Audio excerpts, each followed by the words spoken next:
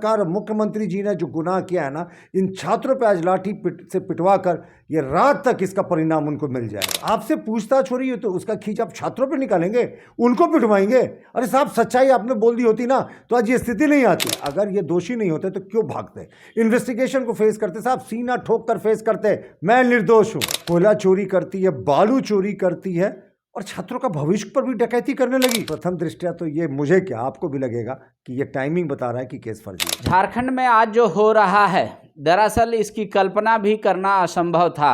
ED से पूछताछ एक तरफ जारी है, मुख्यमंत्री के आवास पर ईडी के अधिकारी लगातार पूछताछ कर रहे हैं। दूसरी तरफ एसटीएससी एक्ट के तहत एसटीएससी थाने में मामला भी दर्ज करा दिया गया है मुख्यमंत्री के द्वारा, ये कहते हुए कि ईडी के अधिकारी बेवजह प्रताड़ित। दूसरी तरफ छात्रों पर पुलिस ने लाठीचार्ज कर दिया। जेएसएससी के चेयरमैन की गाड़ी भी तोड़ दी गई, पुलिस वाले भी घायल हैं, अधिक संख्या में छात्र भी घायल हैं। जेएसएससी कार्यालय का घेराव करने गए थे। हमारे साथ झारखंड में जो मुख्य विपक्षी पार्टी है भाजपा, उसके प्रदेश प्रवक्ता प्रतुल सहदेव जी हैं। प्रतुल जी, आज के दिन के लिए लोग आपको जिम्मेदार मान रहे, कह रहे कल बाबूलाल अगर प्रेस कॉन्फ्रेंस नहीं करते तो इस तरीके से जेएसएससी को लेकर उग्र नहीं होते छात्र। कह रहे कि तीसरा एग्जाम का जो पेपर लीक होने का बात आया था वो तो कैंसिल हो गया, हम लोग जल्द निकालेंगे।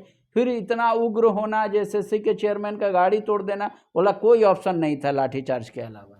देखिए, जिस तरीके से आज का दिन है वो पूरा शर्मसार करने वाला है झारखंड को। आप देखिए, एक तरफ से मुख्यमंत्री से ईडी की पूछताछ हो रही है, एक फर्जी मुकदमा दर्ज करने की और सूचना है। ये सरकार तो फर्जी मुकदमों के लिए जानी जाती है पांडे जी, ये कोई नई बात नहीं है। और ईडी नहीं, वो दिल्ली वाले कार्रवाई पे दर्ज हुआ। कौन सा दिल्ली वाले कार्रवाई पे दर्ज हुआ? आप आज के दिन कर रहे हैं जब मुख्यमंत्री जी को पता है शायद उनके कयामत की रात आ गई है।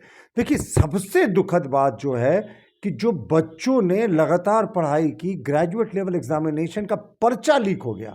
और सिर्फ एक पर्चा क्या आउट होने से, आपके ही चैनल दिखाया कि कई विषयों के पर्चे लीक होने की संभावना थी। मैं देख रहा था, आप खड़े होकर आप लोग सब लाइव में बता रहे थे कि शिकायतें आ रही हैं पूरे प्रदेश से कि सब पेपर्स जो है व्हाट्सएप पे पहले आ गया था।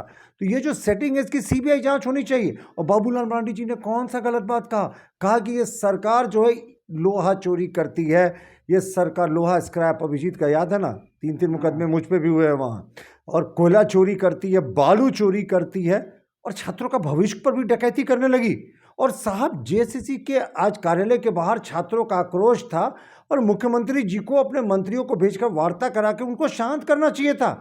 आप छात्रों को उबलने दे रहे हैं, उनके गुस्से को उबलने दे रहे हैं, उसके बाद आपने बेदर्दी से लाठीचार्ज किया। साहब, इसी छात्र शक्ति की बदौलत आप पहुंचे और एग्जामिनेशन उनका पेपर लीक हुआ। कितना मेहनत करके जाता। आप पांडे जी खुद सोचिए, आपका पेपर अच्छा गया हो और अचानक कुठारक हाथ कि भाई साहब पेपर ही लीक था, ये कैंसिल हो गया। ये छात्रों के साथ अन्याय कर ये सरकार, मुख्यमंत्री जी ने जो गुनाह किया है ना, इन छात्रों पे आज लाठी से पिटवा कर ये रात तक इसका परिणाम उनको मिल जाएगा। लेकिन वो तो कह रहे जेएसएससी की विकल्प नहीं था। हमारे चेयरमैन की गाड़ी तोड़ दी गई बच्चों के द्वारा, पत्थरबाजी की गई, तो रिटेलिएशन में पुलिस ने लाठीचार्ज किया, पुलिस के जवान भी घायल हैं।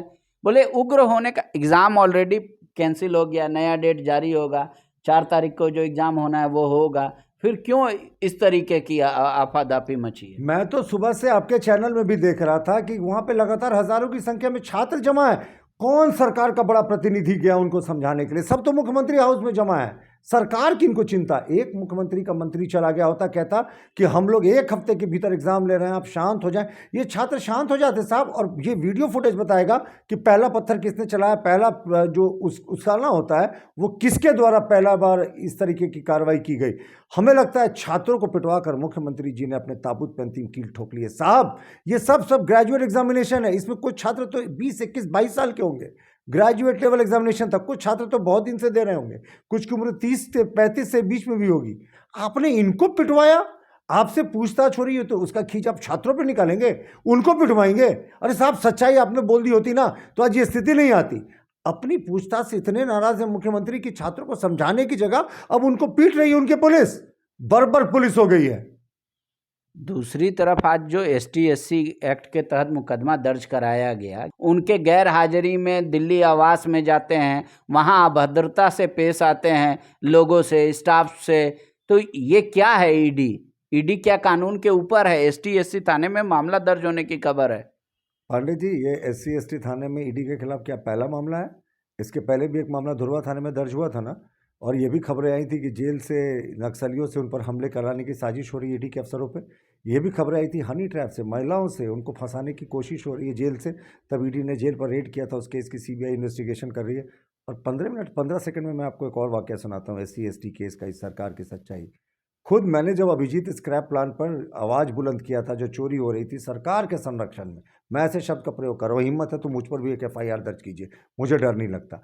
तो उस समय सरकार ने मुझ पर एक SC/ST केस कर दिया था। उच्च न्यायालय ने उसे खारिज कर दिया और कहा कि SC/ST एक्ट SC/ST के प्रोटेक्शन के लिए है, किसी से व्यक्तिगत खुन्नस निकालने के लिए नहीं है।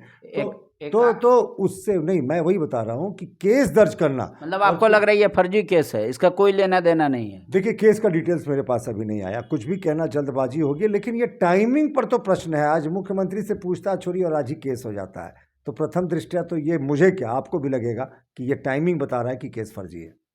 एक आखिरी सवाल, जेएमएम कह रही है कि बीजेपी जज ना बने, फैसला ना सुनाए।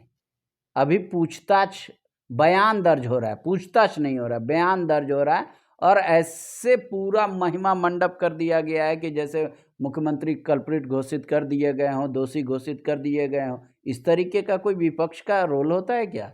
मानहानि का मुकदमा दर्ज होगा? ऐसे मुकदमों से कोई डरता है क्या? 42 मुकदमे निशिकांत जी पे, 6 मुकदमे बाबूलाल जी पे, 6 मुकदमे मुझ पे, 3 मुकदमे सुनील तिवारी जी पे, 250 मुकदमे हमारे सोशल मीडिया वॉरियर्स पे। क्या हमारे विश्वास को, आत्मविश्वास को, सरकार के खिलाफ जो जुनून है उसको ये कम कर पाएँ? ये फर्जी मुकदमों से हम नहीं डरते।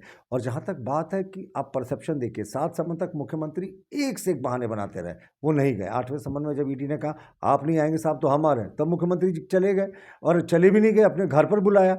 9वें समन में कहा सही साहब हमें 31 मार्च तक तो समय ही नहीं, कितने बिजी थे ये। और 10वें समन में जब ईडी ने उनको 27 तारीख तक बताने का समय दिया कि आप किस स्थिति पे पूछताछ करवाएंगे, कोई जवाब नहीं आया। जब ईडी की टीम उनके घर पहुंच गई तब मेल जाता है कि 31 को आए। तो ये परसेप्शन कौन बना रहा है कि कौन दोषी है? अगर ये दोषी नहीं होते तो क्यों भागते? इन्वेस्टिगेशन को फेस करते साहब, सीना ठोक कर फेस करते, मैं निर्दोष हूं। काश मैं कह सकता अपने मुख्यमंत्री के लिए कि वो निर्दोष है। शुक्रिया। फैसला आया नहीं, लेकिन कह रहे हैं कि ऐसे कई एक उदाहरण है जिससे हम नहीं कह सकते कि हमारे मुख्यमंत्री निर्दोष हैं। हालांकि ये विपक्ष का बयान है, लेकिन जो कह रहे छात्रों पे लाठीचार्ज हुआ है वो बेहद गलत है। वो आक्रोशित थे, उनको समझाने की कोशिश होनी चाहिए, लेकिन एक मुख्यमंत्री के पूछताछ में सारे माननीय उनके आवास पर हैं, जो गलत हो रहा है, और छात्रों पर ये लाठी बेवजह हुई है। शुक्रिया। TheFollowUp.in. Like, share, and subscribe. www.thefollowup.in